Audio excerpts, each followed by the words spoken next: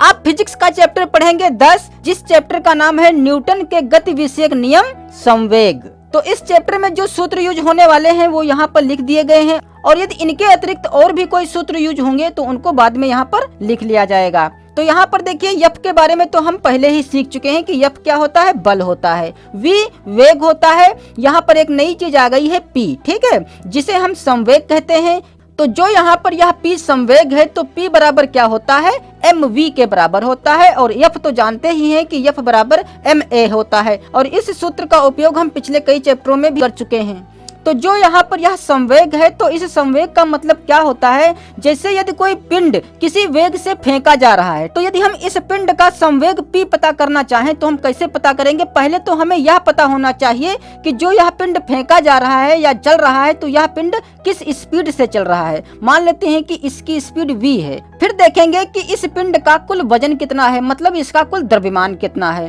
तो इसके द्रव्यमान और इसके वेग की यदि हम गुणा करा दें तो हमें इस पिंड का संवेग पता चल जाएगा, अर्थात P बराबर क्या हो जाएगा, mv। वही चीज यहाँ पर लिखा गया है, P बराबर mv। फिर देखिए संवेग संरक्षण नियम से क्या होता है, प्रारंभिक संवेग जितना होगा वह बराबर होगा अंतिम संवेग के। प्रारंभिक संवेग मतलब शुरुआत का जो भी संवेग रहा होगा, तो शुरुआत के संवेग को यदि हम P1 मान लें और अंतिम संवेग को यदि हम P2 मान लें तो जो P1 होगा वह P2 के बराबर होगा, ठीक है। तो चूंकि यहाँ पर P1 है तो P का सूत्र हम जान चुके हैं कि M और V होता है, तो यहाँ पर हो जाएगा M1 V1, ठीक है। इसी प्रकार P2 बराबर क्या हो जाएगा, M2 V2 हो जाएगा। लेकिन यहाँ पर हमें एक चीज और ध्यान देनी होगी कि जब दिशा एक दूसरे के विपरीत हो वेग की, तब जो P1 होगा वह माइनस के P2 के बराबर हो जाएगा। जैसे मान लेते हैं कि यह एक पिंड है और इस पिंड को फेंका गया है किसी वेग से, ठीक है, इस दिशा में,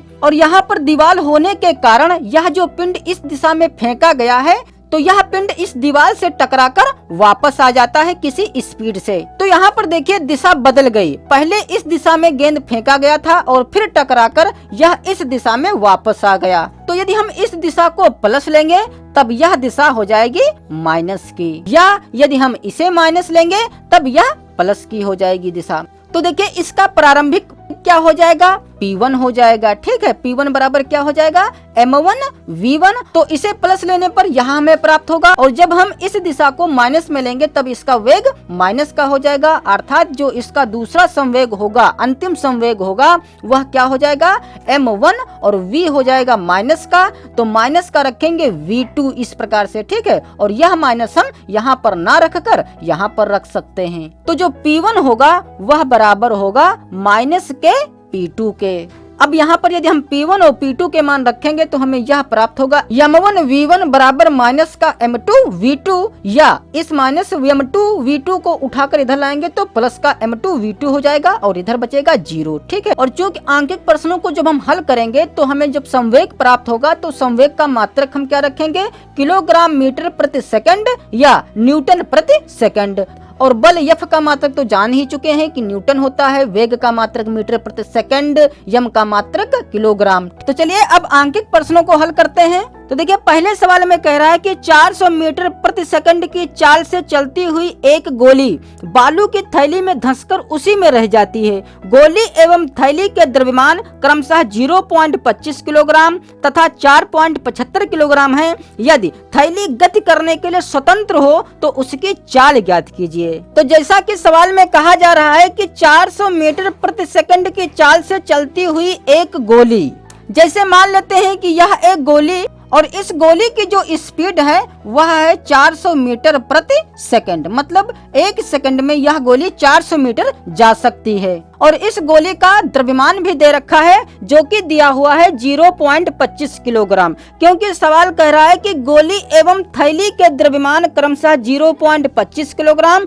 तथा 4.75 किलोग्राम है, मतलब गोली का द्रव्यमान 0.25 किलोग्राम है, जबकि जो यहाँ पर एक थैली है तो इस थैली का जो द्रव्यमान है वह है 4.75 किलोग्राम। तो प्रश्न के अनुसार यह कहा जा रहा है कि जो यह 400 मीटर प्रति सेकंड की स्पीड से 0.25 किलोग्राम की गोली जब चलाई जाती है तो यह गोली थैली में आकर धंस जाती है, ठीक है। और जो यह थैली है तो यह थैली किसी चिकनी सतह पर रखी हुई है, क्योंकि सवाल कह रहा है कि जो यह थैली है यह गति करने के लिए स्वतंत्र है। इसका मतलब यह किसी चिकनी चीज पर रखी हुई है, ठीक है। तो देखिए जब यह गोली 400 मीटर प्रति सेकंड की स्पीड से चल रही है और बालू से भरी इस थैली में जब धंस जाती है तो देखिए यह थैली कुछ ना कुछ आगे की ओर जरूर खिसकेगी। तो वही चीज हमें पता करना है कि जो यह थैली है तो यह थैली कितनी स्पीड से आगे की ओर खिसकेगी।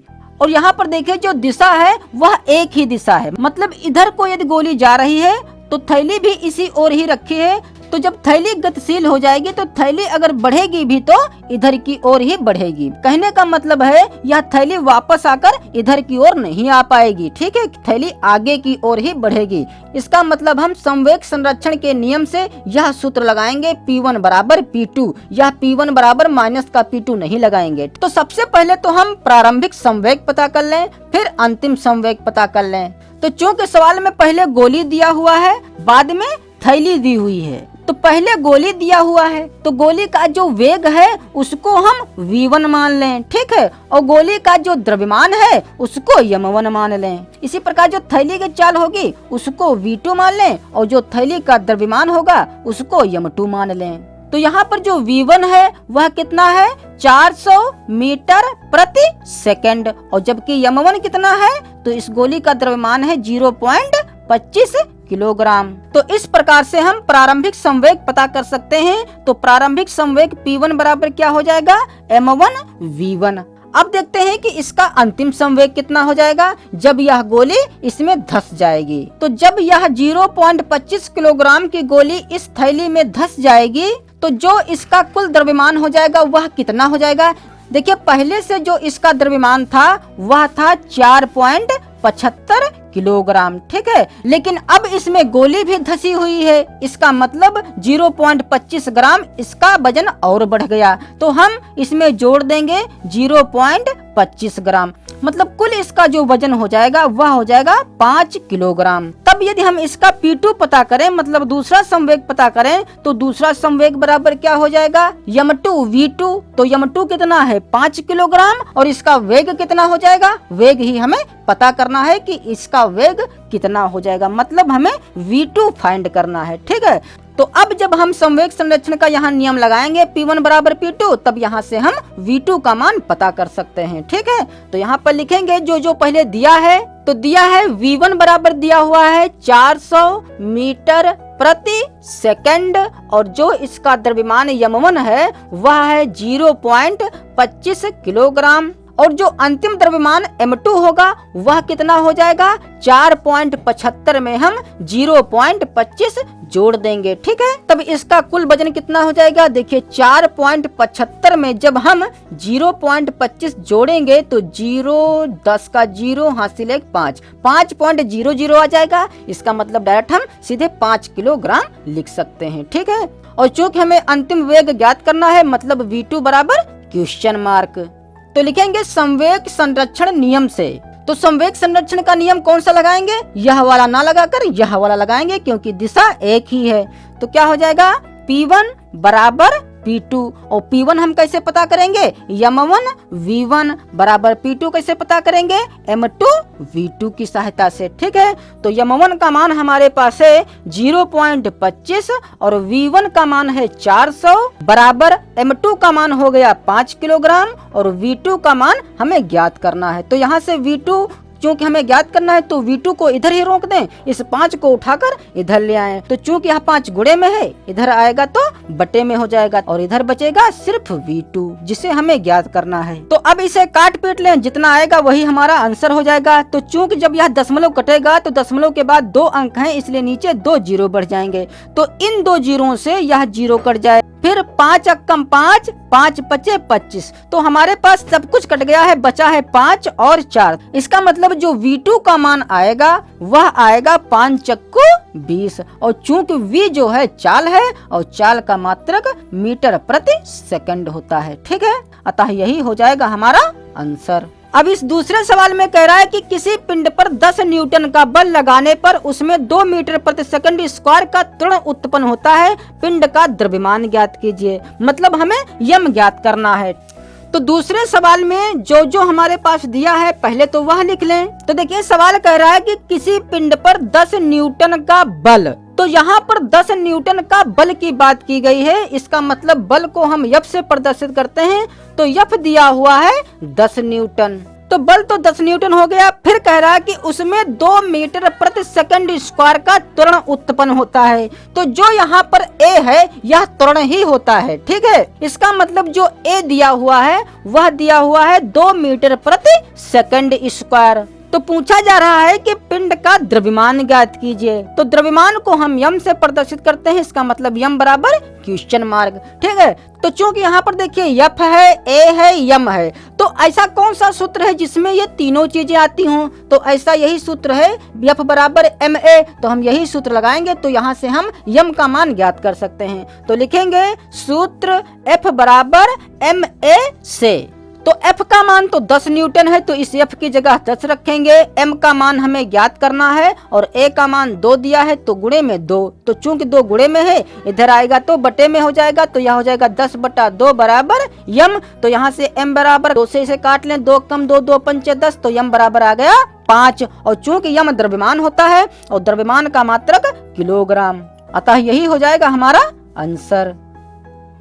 अब इस तीसरे सवाल में कह रहा है कि किसी पिंड पर 10 सेकंड तक 5 न्यूटन का बल लगाया गया, पिंड के संवेग में उत्पन्न परिवर्तन की गणना कीजिए। तो चूंकि यहाँ पर संवेग परिवर्तन की बात की गई है, ठीक है, तो जो संवेग परिवर्तन होता है डेल्टा पी, इस डेल्टा का मतलब होता है परिवर्तन अर्थात अंतर। तो जो डेल्टा पी होता है वह बराबर होता है एफ गुणे डेल्टा टी के। तो इस सूत्र को हम यहाँ पर लिख सकते हैं।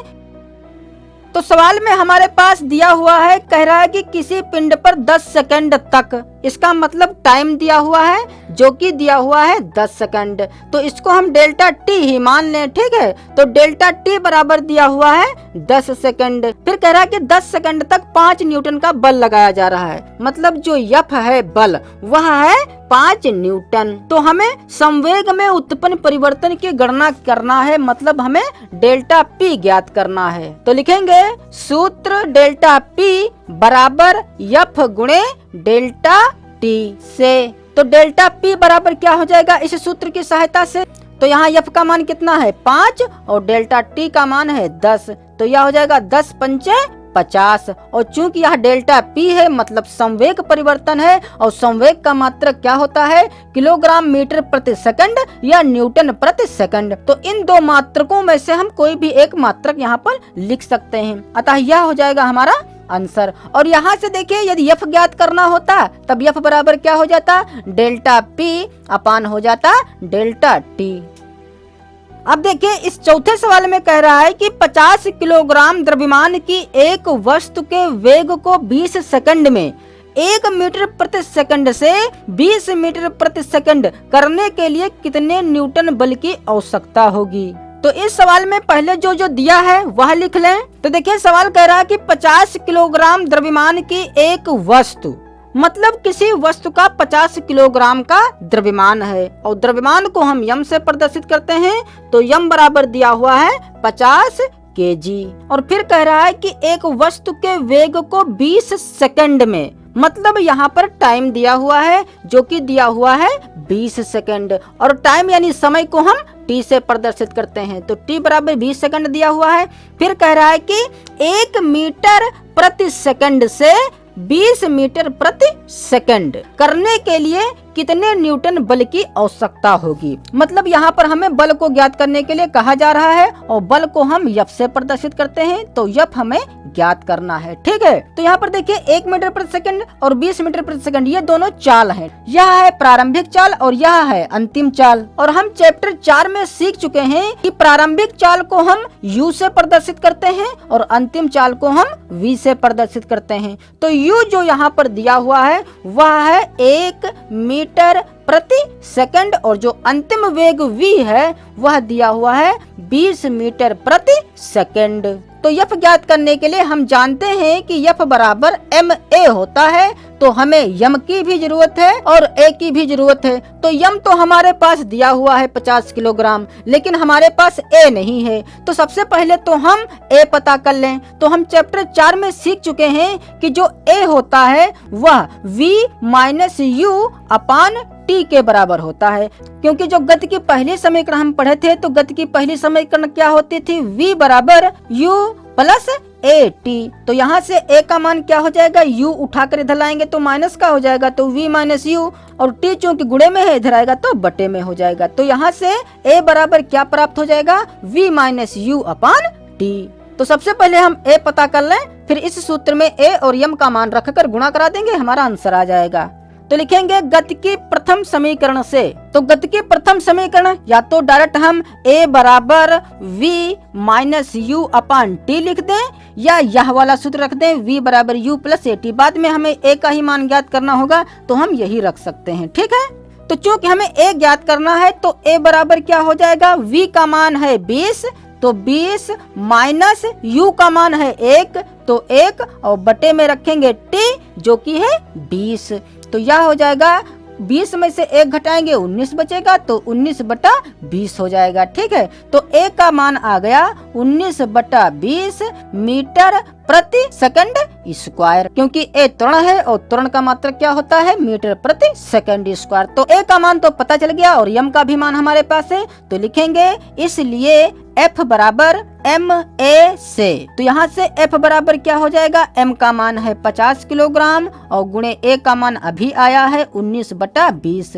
तो 0 से 0 कट जाएगा, तो यह हो जाएगा 19 पचे 95, तो 95 और बटे में हो जाएगा 2। तो जब हम 95 का आधा करेंगे तो कितना हो जाएगा, 47.5, मतलब 47.5 हो जाएगा, ठीक है। और चूंकि जो यह मान आया है 47.5, यह बल का मान आया है और बल का मात्रक क्या होता है, न्यूटन। अतः यही हो जाएगा हमारा आंसर। अब इस 5वें सवाल में कह रहा है कि उस बल की गणना कीजिए जो विराम अवस्था में रखी 0.5 किलोग्राम की गेंद में 0.2 सेकंड में 6 मीटर प्रति सेकंड का वेग उत्पन्न कर दे। तो देखिए यह 5वां सवाल चौथे सवाल के जैसा ही है, ठीक है, क्योंकि इसमें कह रहा है कि उस बल की गणना कीजिए, इसका मतलब हमें बल ज्ञात करना है। और फिर कह रहा है कि जो विराम अवस्था में रखी 0.5 किलोग्राम की गेंद, मतलब गेंद का यहाँ पर द्रव्यमान दिया हुआ है और द्रव्यमान को हम यम से प्रदर्शित करते हैं, तो यम दिया हुआ है 0.5 किलोग्राम। और फिर कह रहा है कि 0.2 सेकंड में, इसका मतलब टाइम दिया हुआ है 0.2 सेकंड। 0.2 सेकंड में 6 मीटर प्रति सेकंड का वेग उत्पन्न कर दे। इसका मतलब यह अंतिम वेग दिया हुआ है 6 मीटर प्रति सेकंड, क्योंकि गेंद का जो प्रारंभिक वेग है वह तो विराम अवस्था में रखी है, विराम अवस्था में रखी है, इसका मतलब u जो है वह 0 मीटर प्रति सेकंड है। तो हमें यफ ज्ञात करना है। तो जैसे कि यहाँ पर पहले a पता किया गया था, तो इसमें भी हम पहले a पता करेंगे इसी सूत्र की सहायता से। तो यहाँ a बराबर क्या हो जाएगा, तो v का मान यहाँ पर 6 है और u का मान 0 है, तो इस 20 की जगह पर 6 करेंगे और इस 1 की जगह पर 0 कर दें। और t का मान कितना है, 0.2 सेकंड, तो इस t की जगह पर हम रखेंगे 0.2 सेकंड, ठीक है। तो अब इसे हल कर लें तो क्या हो जाएगा, 6 में से 0 घटाएंगे 6 ही बचेगा और बटे में 0.2। तो जब यह दशमलव कटेगा तो दशमलव के बाद एक अंक है, इसलिए ऊपर एक 0 बढ़ जाएगा, तो 2 अक्कम 2 और 30 दूनी 60, तो यह बचेगा 30 मीटर प्रति सेकंड स्क्वायर, क्योंकि यह त्वरण है और त्वरण का मात्रक मीटर प्रति सेकंड स्क्वायर होता है। अब हमें एफ ज्ञात करना है, तो लिखेंगे इसलिए एफ बराबर MA से। तो यहाँ से चूंकि हमें यफ ज्ञात करना है, तो यफ बराबर क्या हो जाएगा, m का मान हम रखेंगे 0.5 और गुणे a का मान है 30, ठीक है। तो 0.5 से हमें 30 में गुणा करानी है, इसका मतलब हमें 30 का आधा करना है, क्योंकि 0.5 का मतलब होता है आधा, ठीक है। तो 30 का आधा कितना हो जाएगा, 15। जैसे हम 30 को 0.5 में गुणा कराएंगे तो 5 0 5 15 और 1 पर हमें दशमलव लगाना है, तो यहाँ पर दशमलव लगाएंगे तो 15.0 हो जाएगा। इसका मतलब सीधे हम 15 लिख सकते हैं, जो कि है यफ के बराबर, और यफ का मात्रक हम क्या रखेंगे, न्यूटन। अतः यह हो जाएगा हमारा आंसर।